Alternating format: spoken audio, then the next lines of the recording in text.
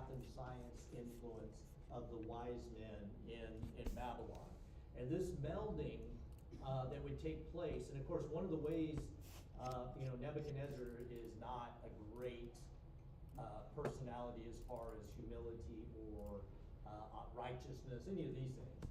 But what Nebuchadnezzar is smart in the sense that he knows that if he takes the best and the brightest, educated with the wisdom of their country and their culture, and brings them and combines it with the best and brightest from other countries and cultures, plus what Babylon already had to offer, that when you combine that, this melding of ideas would lend itself to his kingdom having a lot of wisdom, a lot of knowledge.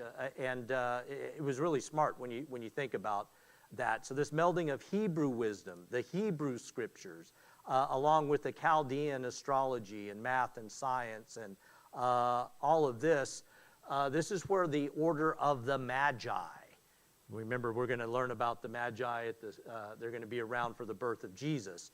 But this is the origin of the order of the Magi, which Daniel is claimed to be the originator of. So Daniel is going to be the one that is going to emerge out of all of these people and wise men and cultures, and he's going to be the one that is going to combine all of these learnings and be elevated, as we're going to see in Daniel chapter 2, by what takes place in the dream there, that Daniel is going to be elevated to the chief of all of the wise men. And so this takes place, of course, like I said, after he interprets Nebuchadnezzar's dream that we're going to wind up in or talking about tonight.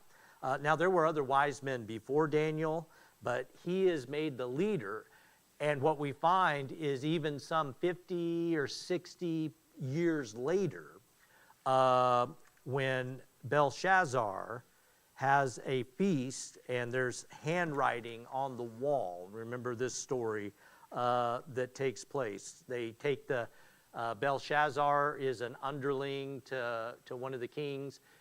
He takes all of the temple vessels. He has a big feast, a party, using the vessels that had been captured from the temple in Jerusalem decades earlier. And of course, in the midst of the party, there's a handwriting on the wall. I believe we have a picture reminiscent of that. Remember this story? The writing said, Mene, Mene, Tickle, Tekel, Upharsin, and no one could interpret it. But then they remembered, wait, that old guy, Daniel, the one that was the head of the wise men, he's still around, he's still alive. And they summoned him that night. And he was able to, just like he was with Nebuchadnezzar's dream decades earlier, he was able to read the handwriting on the wall and basically told the king, your time is up. The kingdom is going to be taken from you this night and given to the Medes and the Persians. And that's an interesting note, because if you go back to the third paragraph on top of page 285, it talks about the fact that Nebuchadnezzar robbed the temple of its vessels. Now, this wouldn't be the first time an enemy had come and taken some of the important worship items and artifacts from the house of the Lord. You remember sometime earlier, 500 years earlier, the Philistines had captured the Ark of the Covenant, and God let them do it. That's what's surprising to some. God let them do it because it was a judgment upon Israel. And so Israel was not worshiping the Lord correctly. They were involved in paganism. They were mistreating the things of the Lord. So the Lord actually allowed the enemy to come and take the sacred objects of worship from his house. Now, when the Philistines took the Ark of the Covenant, remember they took it back to their temple of Dagon, and they set the Ark in front of Dagon to kind of, it was supposed to be humiliating for the God of Israel and for the Ark that he would be at the feet of Dagon. But you remember what happened? The next morning they came and they found that Dagon was toppled over and basically bowing before the ark. And that's something to keep in mind. Even though God allowed his sacred vessels to be captured by the enemy, he still didn't let the enemy I'm going to say mistreat, misuse, abuse his power. So what happens, Nebuchadnezzar, again, ordained by God, goes in and he steals. He didn't get the ark, but there's a whole list of things that Nebuchadnezzar takes from the temple. The ark is missing. That's a whole other can of worms. Where did the ark go? It's still been hidden to this day. But all of these other vessels that are taken, they're in storage. They're being, they're not being touched. They're not being used. They're just in the treasury. But when Belshazzar decides to take them out and abuse them and mistreat them and defile, that's the word I was looking for a while ago, defile them, then God steps in. And it was that very night that God said, fine, I'm taking the kingdom away from you and giving it to the Medes and the Persians, because you do not defile the holy things of the Lord. So that's just kind of an interesting side note there. All right, let's keep going. I want to push ahead. Let's turn to still on page 286, the middle, section B, Hebrews, given new names. This is Daniel chapter 1, verses 6 to 7. I'll read that, and then Annette, go ahead and read all 4 paragraphs there. It says, now among these, and this is Daniel 1:6, among these children of Judah were Daniel, Hananiah, Mishael, and Azariah, unto whom the prince of the eunuchs gave names. For he gave unto Daniel the name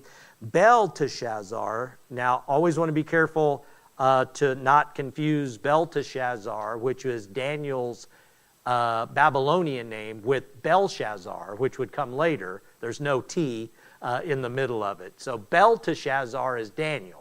Belshazzar is a pagan king. So, it would have been nice had they given Daniel a name that wasn't going to be so similar to someone else, but don't want you to cause confusion there. And then to Hananiah, he gave the name of Shadrach, to Mishael of Meshach, and to Azariah, Abednego. In verse 6, we are introduced to Daniel and his 3 friends as young Hebrews chosen to be trained as servants to Babylon's king. In an attempt to further integrate these young captives into Babylonian society, the chief official changed their names. The significance of names in biblical times extended beyond mere labels. Names often encapsulated a person's identity and purpose.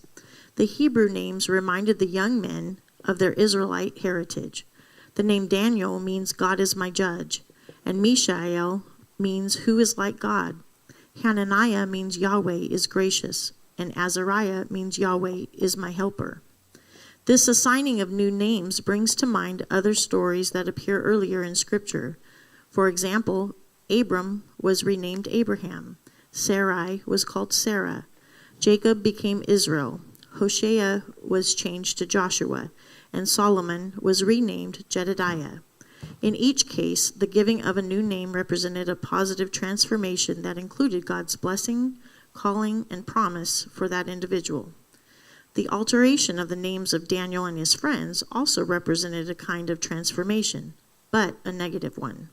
It reflected Babylon's deliberate effort to redefine their identities, to sever the ties with their heritage, and to impose a new cultural imprint. This act served as a symbolic erasure of their past and an imposition of a foreign identity upon them. Scholars are uncertain regarding the meanings of the Babylonian names, but it is certain they stood for Babylonian ideals and concepts that opposed Hebrew ideals. Belteshazzar may mean, may Bel protect his life, and Shadrach may mean the great scribe or command of Aku. Mm-hmm. Meshach perhaps means guest of the king, and Abednego means servant of Nebu. All right.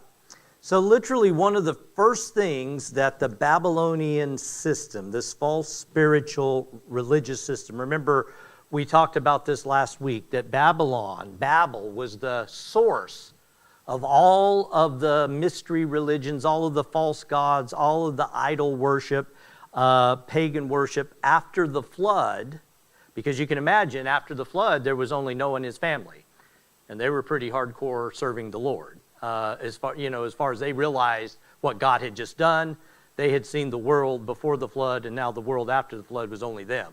And so they didn't get out of line for a while. I mean, they had sinned and did different things that weren't great, but they knew who God was. They knew to worship him. But as time went on, men gathered into a place in the plains of Shinar in a place called Babel, and Nimrod, a rebel against God, led them in a rebellion to try to bring back the worship of the antediluvian little g gods. And so the source of all post-flood through this day false religion is found at Babel, begins at Babel. And so literally one of the first things that this Babylonian system, as the children of Israel are taken into captivity back in Babylon, because remember God called them out of Babylon through Abraham. So now as punishment because they didn't follow the Lord, they're being taken back to the very source of idolatry, the source of the false religious systems of the world. And one of the first things that this system does is it tries to strip God's children of their identity, assigning them names which are contrary and opposite to the God-given names and the names that reminded them of their God. And so it tried to strip them of their identity. And of course, the power to name, when you name something, you're projecting and proclaiming ownership of it and authority over it when you give a name. That's why when parents give a name to their child, they're saying, this is my child. I have authority. I have ownership, if you will, of this child belongs to me. Therefore, I have the right to call it by name, give it a name. So anytime that's taking place, so what the Babylonian system is doing is it says, we declare the authority and the right to change the names of something. And so that's what they immediately go and do. You're not who the I am says you are who we say you are. And of course, Babel is the origin, as we said, of all rebellion against God. And so it's interesting again, they're basically saying, forget the one true God, which their names represented, but we are bringing you back into a mindset, into enslavement to the little g, false gods. We're bringing you back to a system that has a God for everything, every facet of life, everything you deal with, every part of the climate, every part of agriculture, every part of reproduction, every part of life. There is a deity, there is a God that you pray to. When you need this, you pray to this God. When you need this to happen, you pray to this God. Forget the one true God and pray to a God over every facet of life. Now, remember what we talked about last week when we got to Mystery Babylon, and likely part of the identity of what that false religious system in the end times is. And keep that and file it away when we get there at the end of the lesson tonight.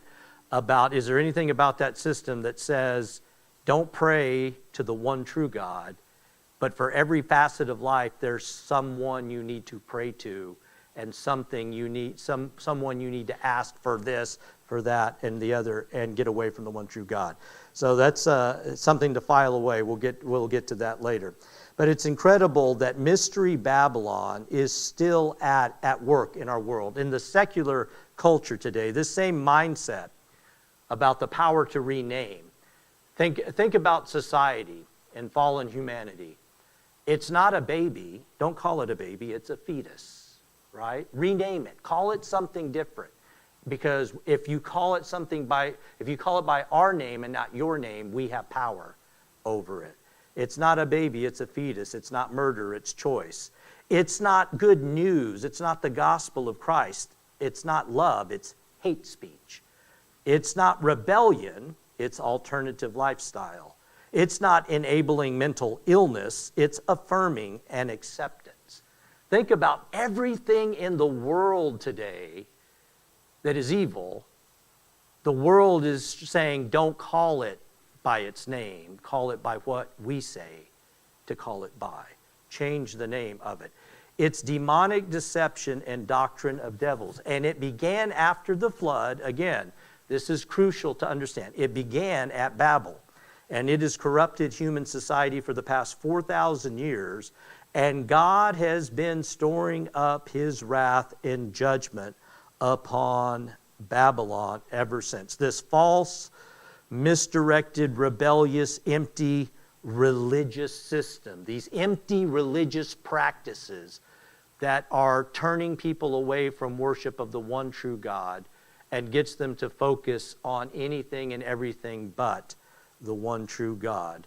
The day of judgment, the day of reckoning on mystery Babylon. It's mystery because, and I said underneath, that word mysterion that's translated as mystery in the book of Revelations, this last days religious system that is corrupting the world, that stems from Babylon. It's called Mystery Babylon because it's hidden. It's not, people don't realize that it's really the Babylonian system that has just trickled down all throughout history. And in our day, people don't, outside of church, do people talk about Babylon?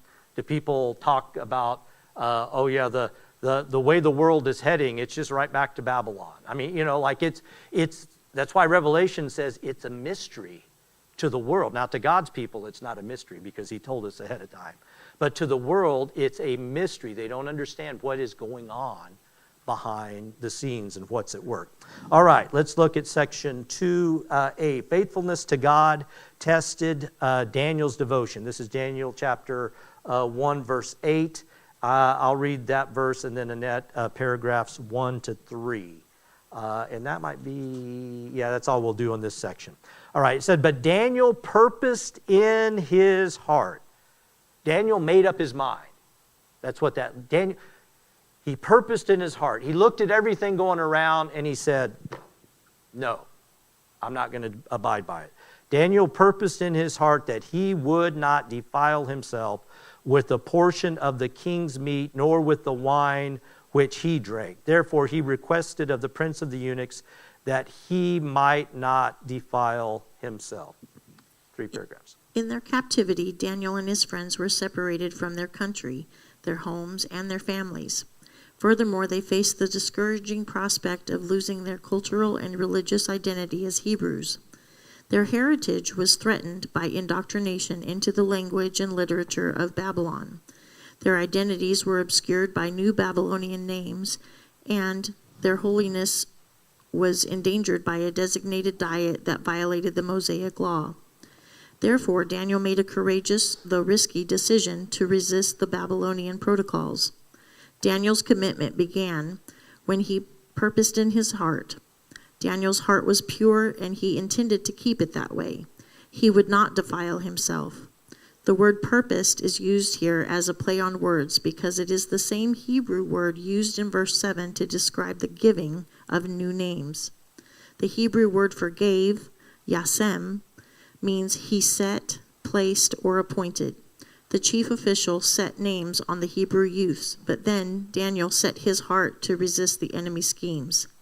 To defile himself would mean to become polluted, unclean, unholy, and impure.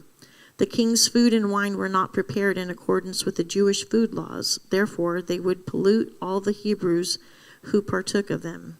However, Daniel made up his mind to keep himself holy by persevering under trial. Okay. Yeah, I love that little tidbit that the same word that they said a name on them, and Daniel took that same word and said, I'm setting my heart on God.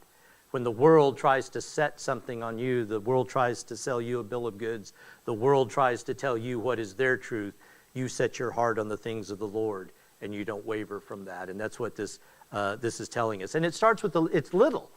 It's just food, Daniel. It's just the king's meat. It's meat. It's probably barbecue. Come on, let's get real here, right? It's barbecued and pork ribs and ham or all these things. And Daniel's like, he purposed in his heart. He's like, I'm not even going to start down that road. Yeah, it's a little thing. But once you start compromising with the little things, because that was part of what they were trying to do. They were trying to indoctrinate them and to transform their culture, their worship, their identity of their God. And so little by little, they were going to begin to transform them into the image of their God and their culture. And so Daniel right from the beginning, Daniel said, no, I'm not going to stand for it. I'm not going to do it. He purposed in his heart, I'm going to follow the ways and the laws of God regardless of what Babylon and its king decree, and I'm going to be all the better for it. And that's what he tells the king's eunuch. He's like, let me continue to eat the food that my God says I should eat.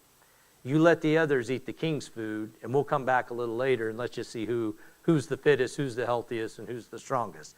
So Daniel had that faith. And so this is the attitude and the stand, to purpose in his heart, to lock into God's ways. And that would be proven in chapter 1. So this first chapter, it says right from the beginning that when Daniel did this, took the stand and ate the food that God commanded them to eat, that him and his friends were healthier, stronger, their complexion, their countenance, they looked better than the others that were eating the king's meat. So that little thing got it started, but then we see the fulfillment of this in a bigger scale in chapter 3 when Shadrach, Meshach, and Abednego are told to bow before the king's image that he created. And of course, they do not, upon pain of being thrown in the fiery furnace. But they purposed in their heart, we're going to be faithful for the little things, and God took care of us. Now this is a big thing, but we're going to be just as faithful and hold to our God, and he will take care of us. And of course, for Shadrach, Meshach, and Abednego, Daniel chapter 3 in the fiery furnace was their great test.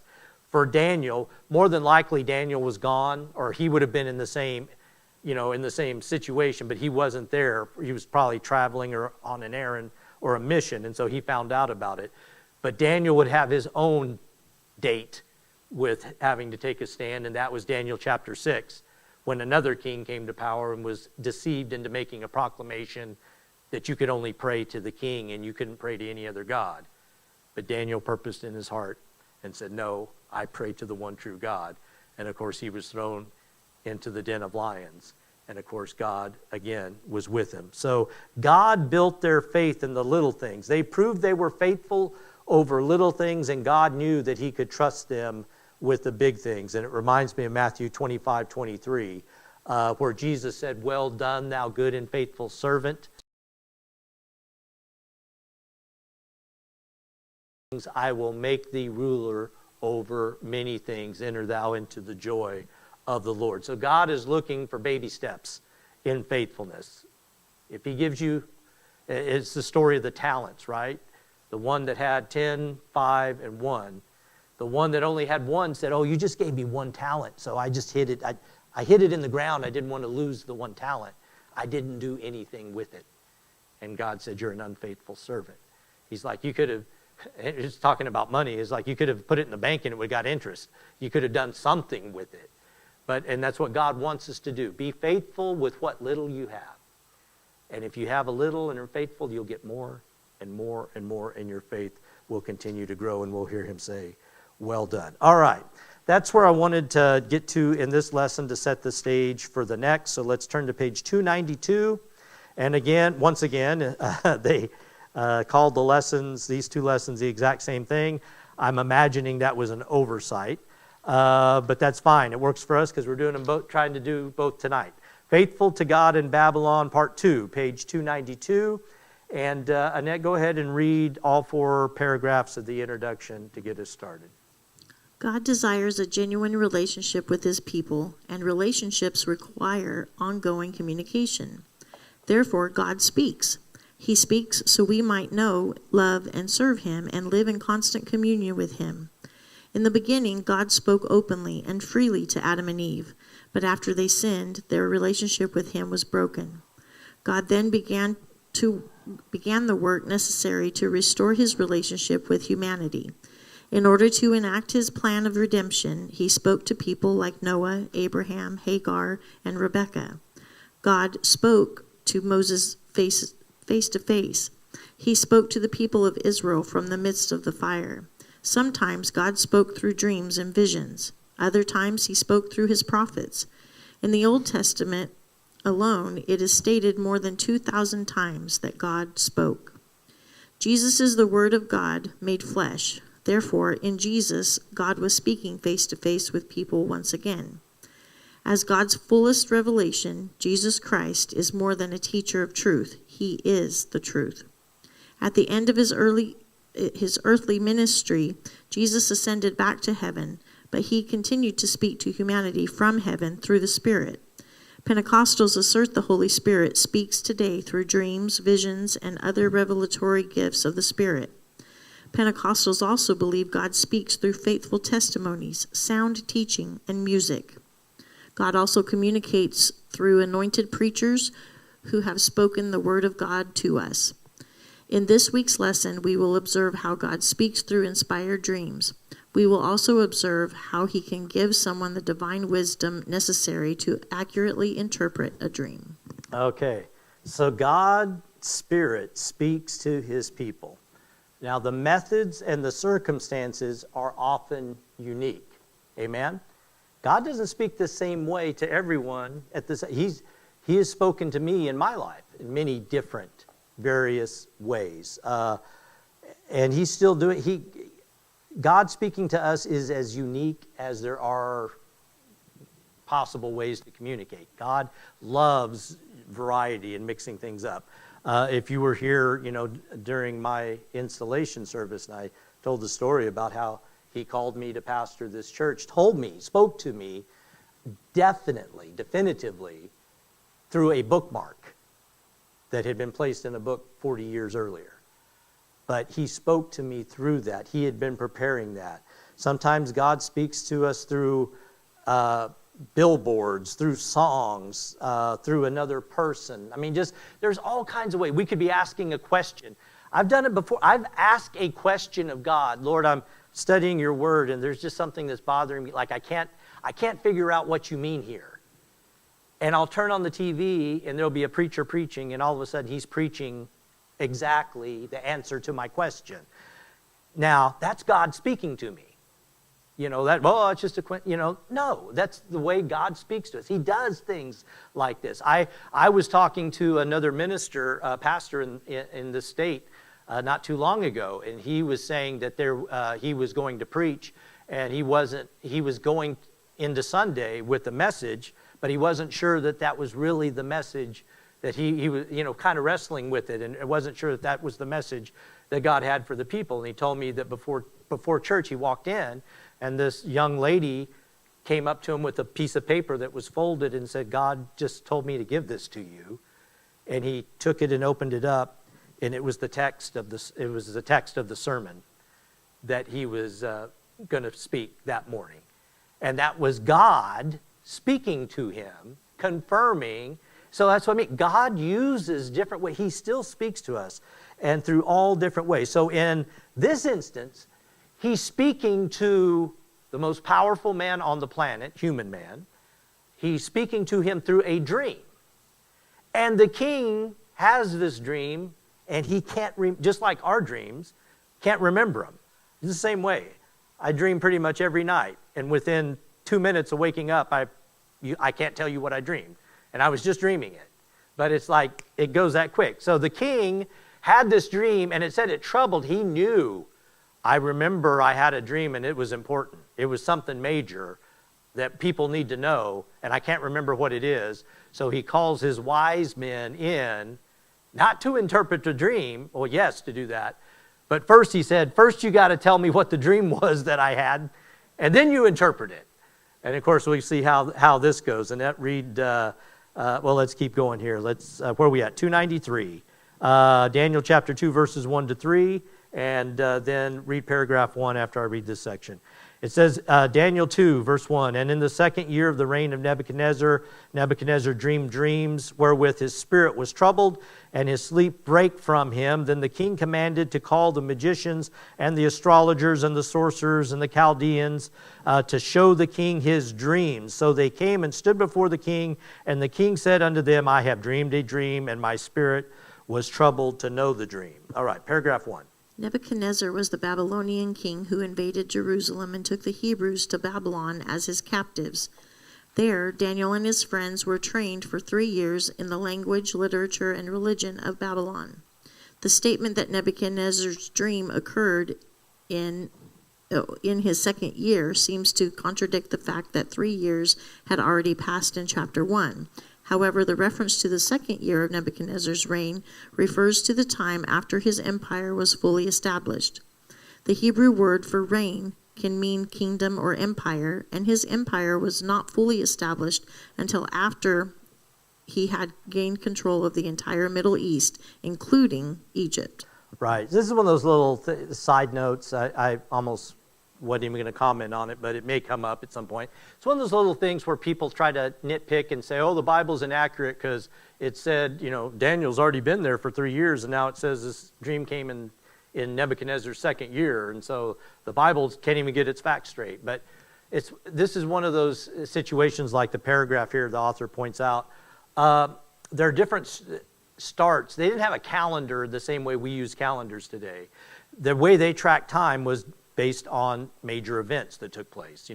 5 years after this. We might, in our modern, if we did that, we would say this was the, 25th year after 9/11. Some major event, like we would point to, and that's way down the road we could tell time by, remember that big event? Well, this is how long after that it was. So kings' reigns were one of the ways they did that. But there were different starts and stops to the reigns, and David is a good point. When David became king of Israel, now remember first when he was a child, Samuel anointed him to be king. So technically God anointed him to be king when he was a young child. So if you were later years saying however long it was since David was anointed to be king, you could start there.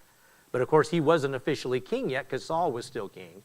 When Saul dies and David becomes king, his capital city is Hebron, and he doesn't have all of the tribes of Israel united yet. Not every tribe is united. And so he starts his reign as king in Hebron with only a few of the tribes that are loyal to him. Now, as a few years go on, he unites all of the 12 tribes. So then you could say, well, then that's when his reign starts, is when he unites he's a king over all of Israel. But then he's still in Hebron, and he moves his capital to the city of Jabus, which would become renamed to Jerusalem. So some might say, well, David's kingdom, his reign didn't start until he was king over all the tribes in Jerusalem. And so this is one of those things, depending on who's telling the story, what date they're using. And so this is an instance where being Nebuchadnezzar's second year, it's the second year since he has basically been emperor of the world, and not the second year since he came to power in Babylon itself. Does that make sense? Okay, just want to clarify that. All right, let's read paragraphs 2 and 3 real quick. I'm not even going to comment on them. Just read them to finish up this section. It is significant that Nebuchadnezzar's dream was given near the beginning of his 43-year reign. Ancient kings were most vulnerable and their kingdoms most unstable at the beginning, before they had proven themselves and solidified their support base. The dream is important because ancient Near Eastern peoples believed dreams could be divinely inspired. The Egyptian dream book, for example, explained the meanings of many kinds of dreams, and the Egyptians had great respect for Joseph because of his gift of interpreting dreams. This particular dream caused the king to be so troubled that he was unable to sleep. Assuming his wise men would be able to give him the interpretation, he called them together and asked for their insights. Ancient kings had many advisors who would provide counsel and direction. In this case, the advisors are listed in four categories: the magicians, the astrologers, the sorcerers, and the Chaldeans. Magicians were priests who were skilled at interpreting dreams. Astrologers interpreted a variety of signs in the stars, and they conjured spells to influence the future. Sorcerers were skilled in charms and incantations. The word Chaldeans encompasses all the categories of wise men. Chaldeans were an ethnic group, but they were also diviners who explained mysteries and cast spells. These four categories overlapped in meaning, and the listing of all four indicates the king called on the leading wise men from every category of professional advisor. Okay, so let's push on. We're getting to the dream itself, and that's what I want to finish the lesson on tonight.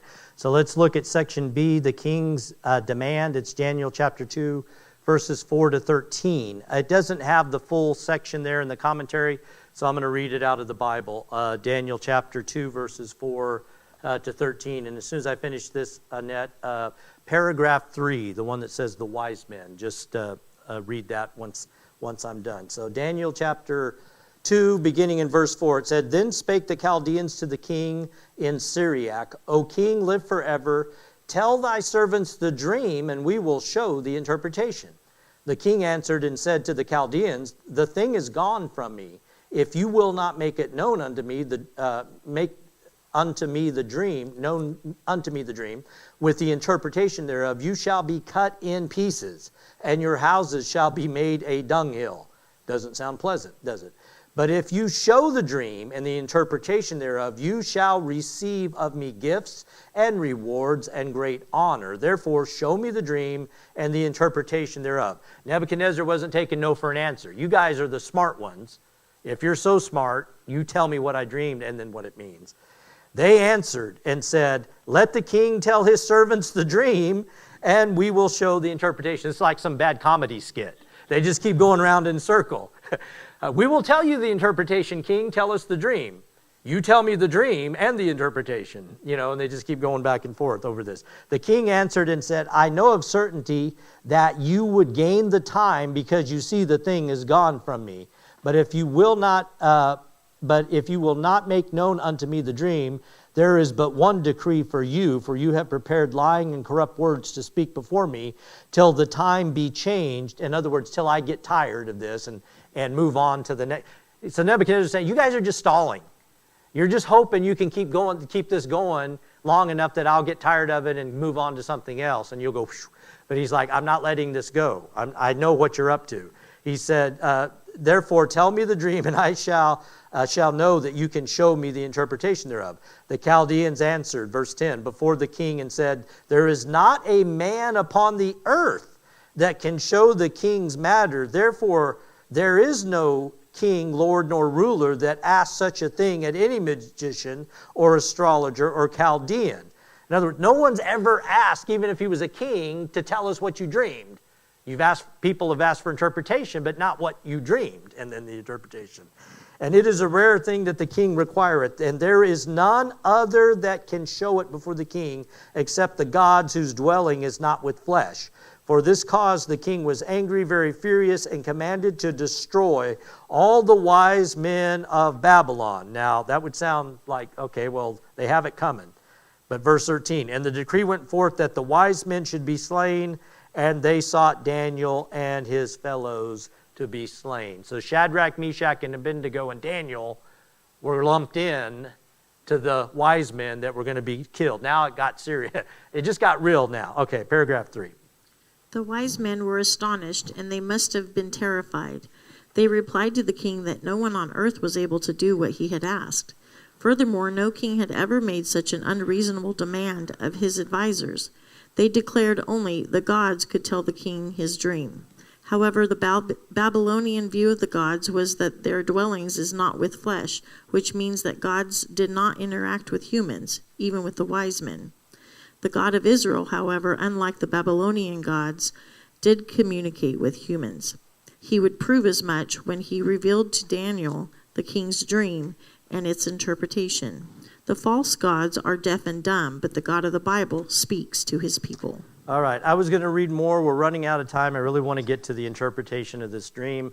And so, Junior, jump from, I was going to start at verse 14, I think. Let's go to verse 24. I'm going to start reading Daniel 2, verse 24. I'm going to read to verse probably 35.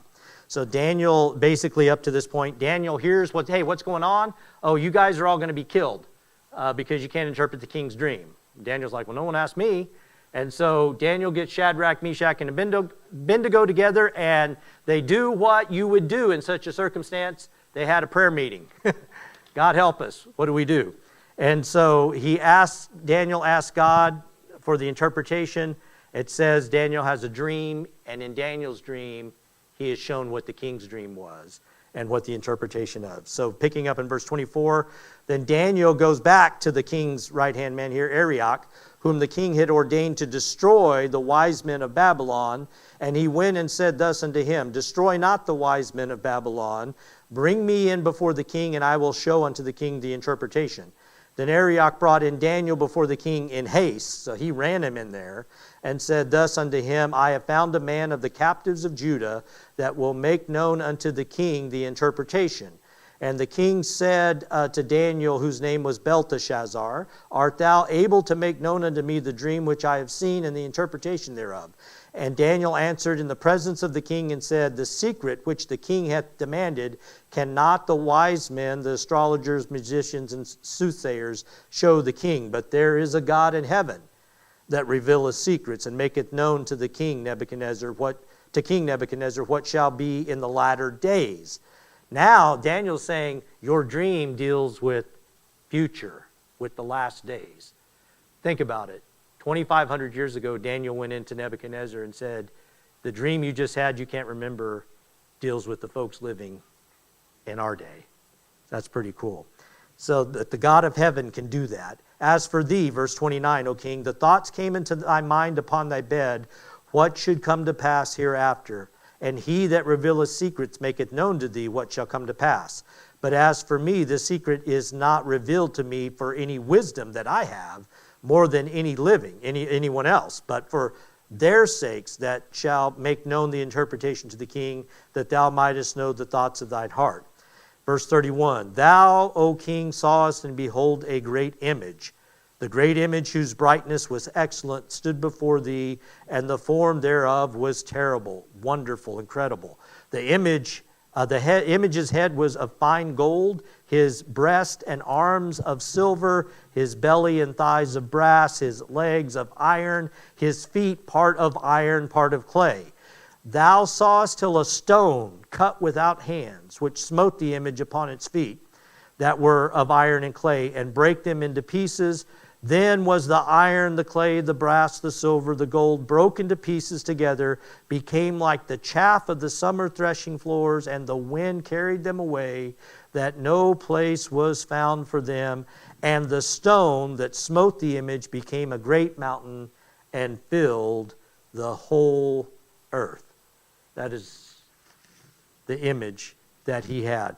What's cool about this is, remember, the soothsayers, the astrologers, all the wise men said, what you ask, king, is impossible. There is no God, little g, out there that only little g God might even have a chance to do this, and they don't talk to people. They don't talk to us. They admitted as much. They said, but what were they doing? God was setting Daniel up. He was giving Daniel a testimony. He was working on Daniel's behalf before Daniel even knew that this conversation was taking place. Because out of the mouth of the king's wise men was, if anyone can do this, they're the greatest of all, Lord. They're king. They're in touch with the God of gods and the Lord of lords. So this is the image, a good representation. The head is Babylon. Media Persia is the next empire that would follow. Greece, and then the Roman Empire with the legs of iron, and then the last empire of the world before the great, who's that great rock? The stone cut without hands that's going to strike down the last kingdom of the world and then establish his kingdom to fill the whole earth. That's Jesus. It's his kingdom, and it's in the days of the feet, the 10 toes of iron and clay. Let's read a little further, and then we're going to see how incredible this actually is. Verse 40 and to 44, because we want to skip to that fourth kingdom, the feet there. The fourth kingdom shall be strong as iron. These are the feet. For as much as iron breaketh, the fourth kingdom is the feet, or is the legs. I'm sorry, I'm jumping ahead. For as much as iron breaketh in pieces, subdueth all things, and as iron that breaketh all these, shall it break in pieces and bruise. And whereas thou sawest the feet and toes, part of potter's clay, part of iron, the kingdom shall be divided, but there shall be in it of the strength of the iron. So there's a remnant of that fourth iron kingdom, It's still there in some form, but it's mixed with miry clay. Verse 42, and as the toes of the feet were part of iron, part of clay, so the kingdom shall be partly strong, partly broken. Verse 43, whereas thou sawest iron mixed with miry clay, if you underline your Bible, underline this phrase, they shall mingle themselves with the seed of men, but they shall not cleave or adhere, combine. They won't mix one with another. There's something about this clay and this iron that it just won't combine. They'll mingle. It'll be interspersed. That's why he sees the feet are part iron, part clay, but it's not uniform. It's just these clumps. He says they shall mingle themselves with the seed of men, but they shall not cleave or adhere one to another, even as iron is not mixed with clay. No one mixes clay and iron. It doesn't make sense. Of course, that's what happens, is it just clumps together. And in the days of these kings, so during this kingdom, when the toes, the iron and the clay is mixed, shall the God of heaven set up a kingdom which shall never be destroyed, and the kingdom shall be left to other people, but it shall break in pieces and consume all these kingdoms, and it shall stand forever. So basically he's saying, when these toes, iron and clay, when you see that kingdom, that's the kingdom that's going to be there when the Son of God comes back and sets up his kingdom on the earth that's going to stand forever. So that's important to know, isn't it, about that. All right. So let's look at page 298. We're going to skip ahead, and we're going to get to something really cool here. Paragraphs 3 and 4 on page 298. Annette, that's the one that it's top of page 299. It says the meaning of the statue. The meaning of the statue will be further explained in Daniel 7, but we can summarize its historical sequence at this point. The head of gold is the Babylonian kingdom of Nebuchadnezzar. The arms and chest of silver are the Medo-Persian Empire. The belly and thighs of bronze represent the Greek Empire, and the legs of iron are the Roman Empire. During the time of the Roman Empire, Jesus appears on the scene, proclaiming that the kingdom of heaven is at hand. With the coming of Jesus, the kingdom of God begins to grow until it fills the earth. The connection between the rock and Jesus Christ is further established through several biblical texts. Jesus is the stone that crushes all opponents. The stone that is cut out without hands represents Jesus the Messiah, who will conquer all human kingdoms. At that point, God will establish his eternal kingdom. All the human kingdoms come to an end, and God's kingdom will fill the entire earth. All right. Real quick. The head of gold. Now, what did we say about who was the head of gold? What kingdom? It was Babylon.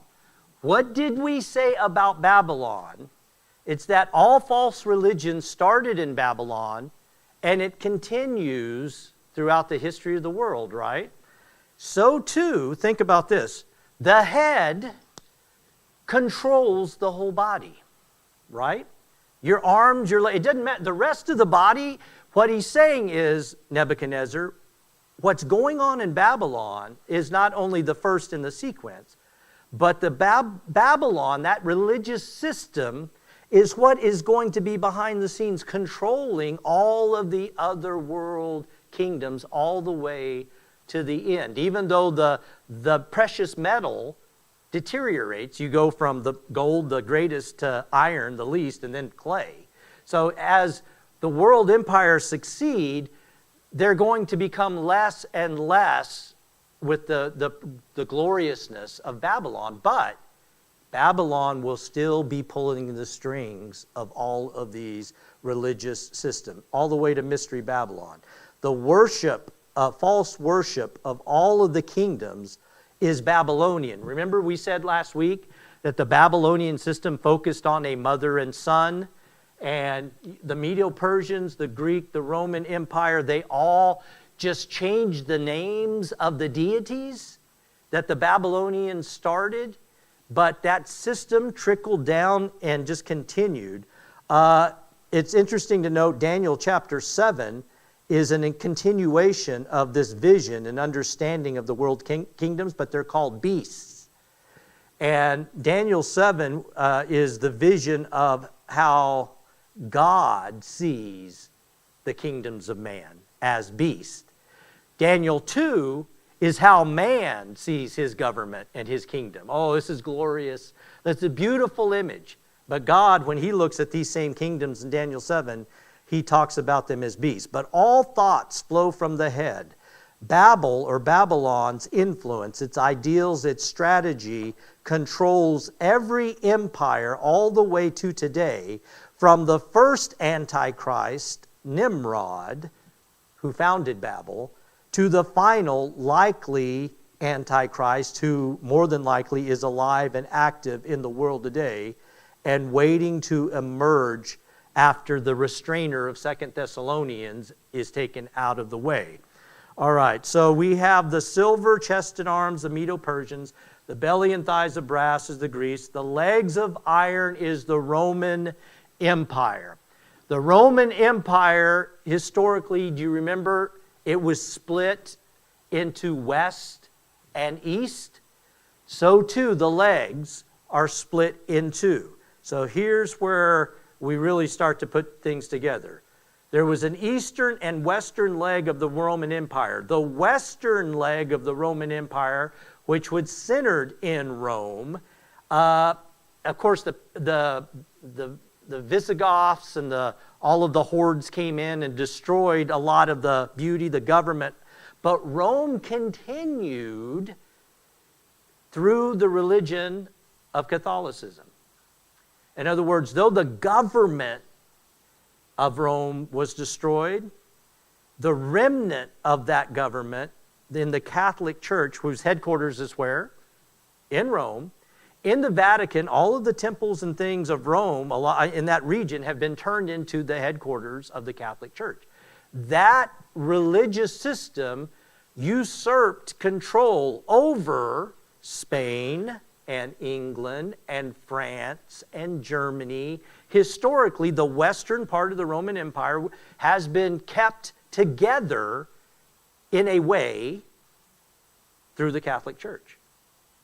Now, the eastern leg was centered in Constantinople, in Turkey, and around the same time that the western part fell and Catholicism began to take over to keep the western kind of together, eventually the eastern leg, the Eastern Orthodox, fell to Islam, and there was an Islamic caliphate, Islamic government that ruled almost all of that part of the Eastern Mediterranean world for 1,000 years. So you have, going through history, those two legs, through Catholicism in Europe and through Islam that would conquer the eastern leg, through Islam in that part of the world is continued all the way into this modern day.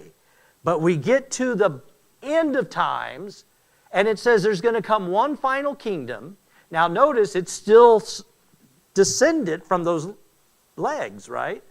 So it is going to be what? Iron, which was the original Roman Empire that was from the time of Jesus. It ruled the world with an iron fist.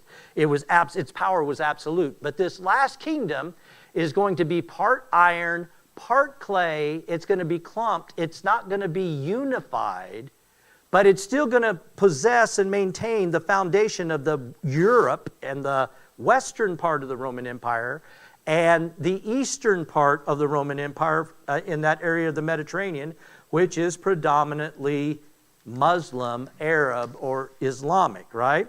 The key to understanding this is found in verse 43, and it's the part I had you underline.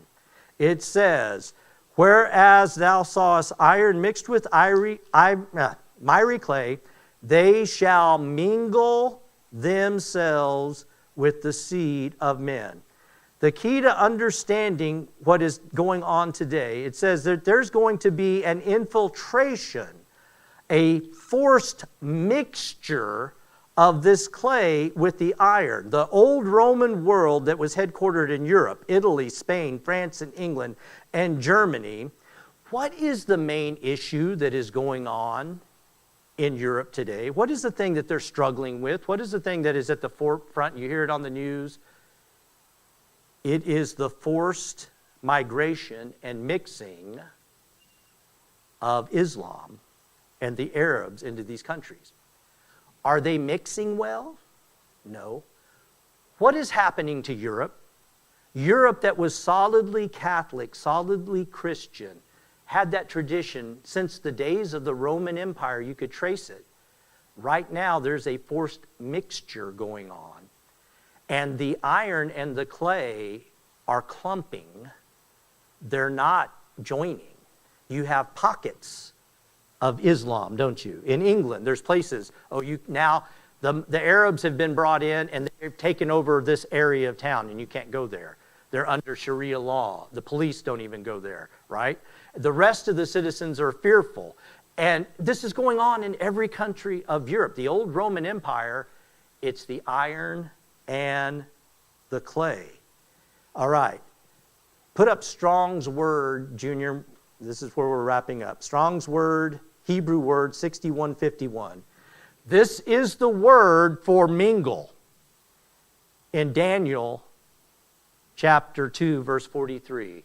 It is the word Arab. So it said, Daniel is saying, King Nebuchadnezzar, in this dream, that last kingdom you saw, iron mixed with clay, there shall be an Arab, they'll mix themselves together. Isn't it interesting? That's the Hebrew word for mingle that is used here. Put up Strong's word, because it means mingle. This is Strong's word 6152, which is the exact same word, Arab, and it means Arab, or it means a country east of Israel, or Arabia. So in Nebuchadnezzar's dream, he's showing that here's the first one, 6151. It says to grow, to mix, to commingle. See down here, this is Arab. That's, it's related to 6148. But do you see how incredible this is? The last world kingdom is going to mix the old Roman Empire, the iron, which had an east and a west, and there's going to be this mixing of east and west that's not going to adhere. Remember us talking about that new religion that they're trying to bring together, which is called what? Chrislam, which is a mixture of Christianity, or Catholicism really, because Protestants aren't involved in it, Christianity or Catholicism, and Islam. Now, the name Islam means submission. If you try to mix Catholicism and Islam, Christianity and Islam, they're incompatible. Islam says that Jesus is not the Son of God. God has no son.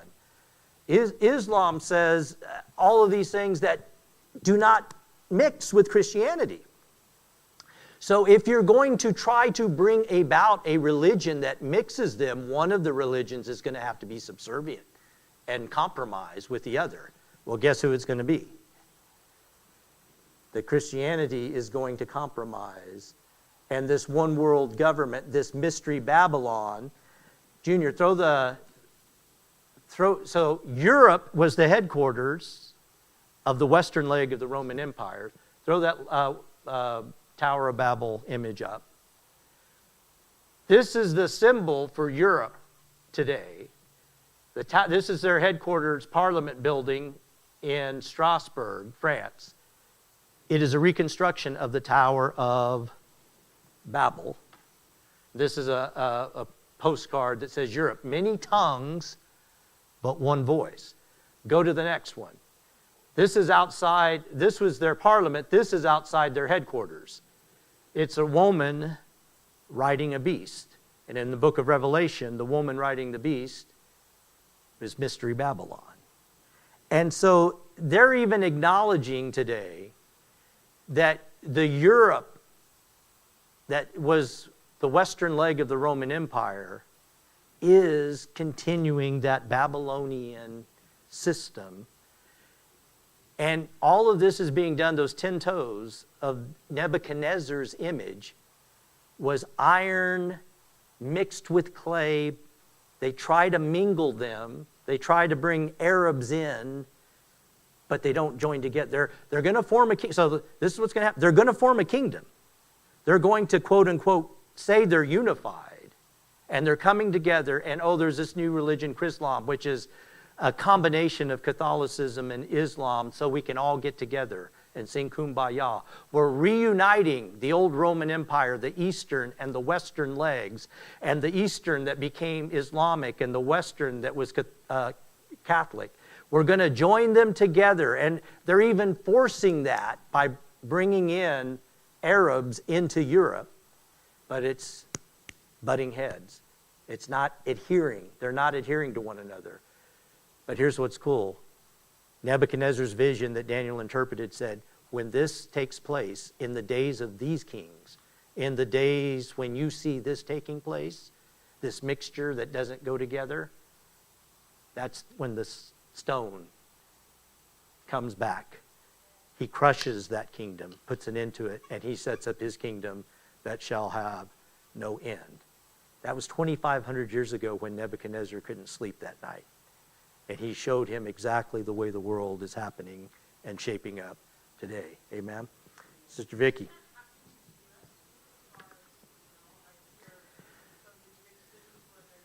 Exactly.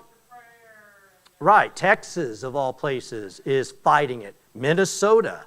There's parts of Minnesota now, entire cities, that are completely given over to the Muslims because, again, it's the same principle. The powers that be, if you will, those that are trying to bring about the beast system are deliberately trying, and that's why Daniel 2:43 says, they shall mingle themselves with the seed of men, but they shall not cleave one to another, even as iron is not mixed with clay. They're trying to force this amalgamation so that America will cease to be America, cease to be Christian, cease to worship the God of the Bible, and just kind of mix it all together. That's what they're doing to Europe. It just went a lot quicker in Europe than it has. America, we're just a lot more hard-headed and not accepting it. But you know what? It's still happening. And that's the way we're headed. But it's being done deliberately. That's why the Lord is so irate and mad that the enemy is coming against his people, and they're trying to mix two things that don't go together. Christianity and Islam do not go together. They're not the same. They're like iron and clay. But it's when this is taking place, lift up your heads, because that's when the Son of God will return in the days of those kings. Pretty cool. All right. Went a few minutes later, but it was better. It was either that or about 15 minutes ago stopping and saying, come back next week. So hopefully you got something out of that last few minutes there. Study this. Look it up for yourselves. Don't just take my word for it, but look at what's taking place with this situation that's going on in the world, with the mingling, with the Islam and Catholicism.